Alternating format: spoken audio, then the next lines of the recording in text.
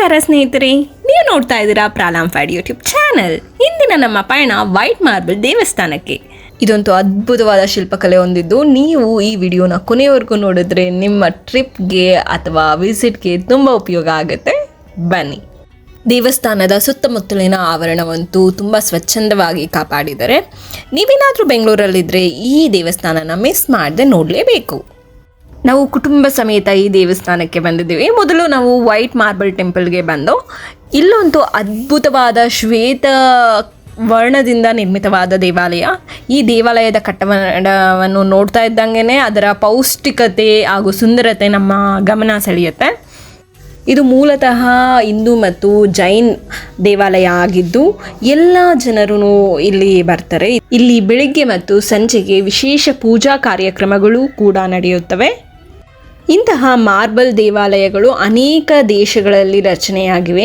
ಉದಾಹರಣೆಗೆ ಭಾರತದಲ್ಲಿ ರಾಜಸ್ಥಾನದ ವೈಶಾಲ್ಯವಾದ ಬಿರ್ಲಾ ಮಂದಿರಗಳು, ಅಮೇರಿಕಾದಲ್ಲಿನ ಶ್ರೀ ಸ್ವಾಮಿನಾರಾಯಣ್ ಮಂದಿರ್ ಮತ್ತು ವಿಶ್ವ ಪ್ರಸಿದ್ಧ ತಾಜ್ ಮಹಲ್ಗಳು ಈ ವೈಟ್ ಮಾರ್ಬಲ್ನಿಂದ ಮಾಡಲ್ಪಟ್ಟಿವೆ.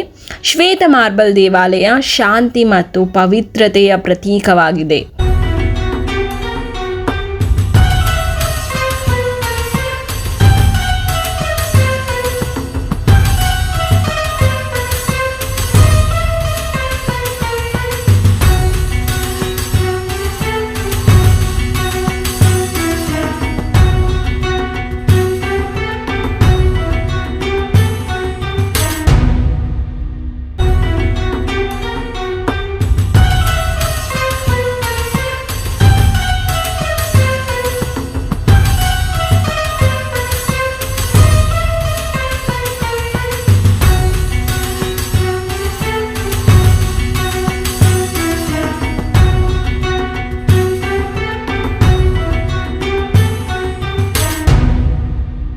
ನಾವು ದೇವಸ್ಥಾನದ ಒಳಗೆ ಹೋಗಿ ದೇವರ ದರ್ಶನ ಮಾಡಿ, ಅಲ್ಲೇ ಒಳಗಡೆ ನಾವು ಸ್ವಲ್ಪ ಕೂತಿ ಧ್ಯಾನ ಎಲ್ಲ ಮಾಡ್ದು.